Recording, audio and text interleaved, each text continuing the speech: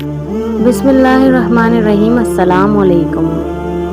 बनी इसराइल की एक जमात बहरे कलज़म के किनारे शहर ईला में रहती थी, जो मदीना मुनव्वरा और शाम के दरमियान है। ये लोग मछली के बहुत शौकीन थे। रब की शान ये कि ये हर हफ्ते इस दरिया में बेशुमार मछलियाँ नमदार होती थी, या तो इनके इम्तहान के लिए या इस मछली की ज़ियारत के लिए, जिसके पेट में हज़रत यूनुस अलैहिस्सलाम रहते थे।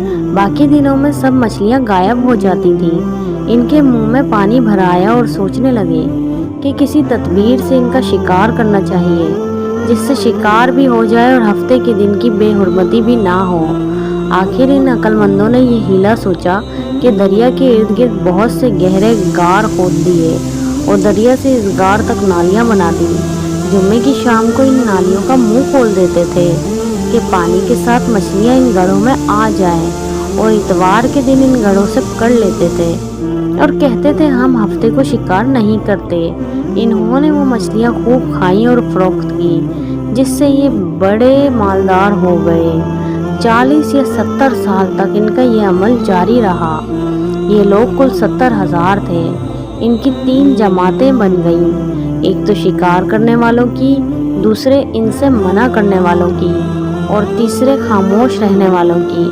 ये लोग कुल 12,000 थे, बाकी सब शिकारी। जब शिकारियों ने इनकी नसीहत ना मानी तो उन्होंने अपने और इनके दरमियान एक दीवार बनाकर शहर के 2 हिस्से बना दिए और कहा हम इनके साथ ना रहेंगे कि हम पर भी अजाब ना आ जाए। यहाँ तक कि दाऊद अलैहिस्सलाम का ज़माना आ गया।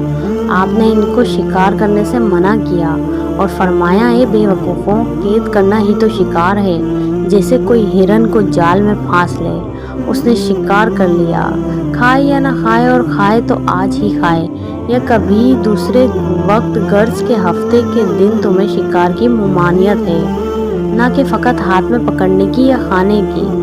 इससे बाज आ जाओ वरना अजाब में गिरफ्तार हो जाओगे। शिकारियों ने कहा कि हम तो बहुत अरसे से ये काम कर रहे हैं, अगर ये बुरा होता तो हमको अमन क्यों मिलती। तब दाऊद अलैहिस्सलाम ने इनके हक में दुआ फरमाई और रब का गज़ब आया और रात में ये सब के सब बंदर बन गए।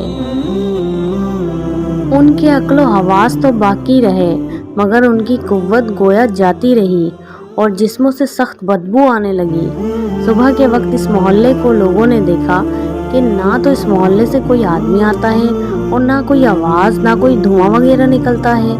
तो ये दीवारों पर चढ़कर इनके घरों में दाखिल हो गए।